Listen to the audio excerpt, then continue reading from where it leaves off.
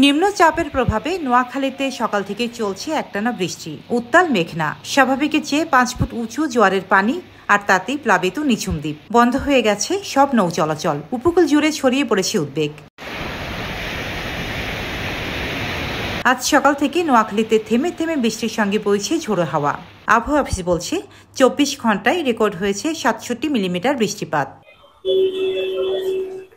উত্তর পশ্চিম বঙ্গোপসাগরে সৃষ্ট নিম্নচাপ আরও ঘনীভূত হয়ে সৃষ্টি করেছে 3 নম্বর সতর্ক সংকেত। ট্রলার ও নৌকাকে ডেকে পাঠানো হয়েছে নিরাপদাশ্রয়ে। হাতিয়া উপজেলা প্রশাসন সকাল 11টা থেকে সব ধরনের নৌ চলাচল বন্ধ ঘোষণা করেছে। যতক্ষণ না আবহাওয়া স্বাভাবিক হচ্ছে ততক্ষণ পর্যন্ত চলবে এই নিষেধাজ্ঞা। মেঘনায় স্বাভাবিকের চেয়ে 4 থেকে 5 ফুট উঁচু জোয়ারের পানি প্রবাহিত হচ্ছে।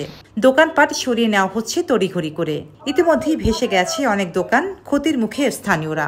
একসুরা হইলে কিন্তু আমাদের রাস্তাঘাট, বিভিন্ন ব্যবসা বাণিজ্য, বিভিন্ন প্রতিষ্ঠানগুলা কিন্তু বন্ধ হয়ে যায় এবং কি চলাচল রাস্তাগুলা এরকম ভাবে বৃষ্টিগুলা হয় যে আমরা দেখা গেছে হাঁটুর উপরে পানি উঠে যায়, কিন্তু হাঁটতে হইলে দেখা গেছে আমরা লুঙ্গি হিন্দি হাঁটতে হয়।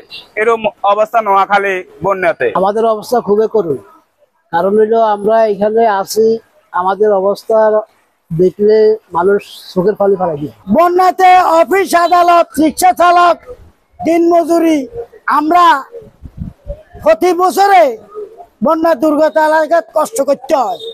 আগস্ট থেকে যে ভয়াবহ বন্যা হয়েছে, এবারে সম্ভবত আগাম বন্যা হওয়ার একটা আশঙ্কা আমরা করতেছি।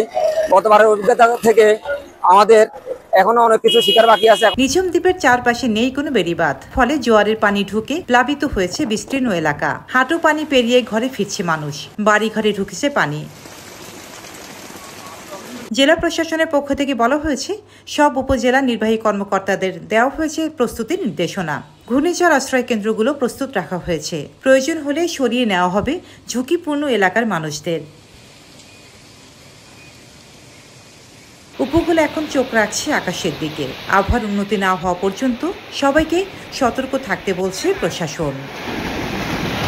রুজিনা রুজি, দেশকাল নিউজ।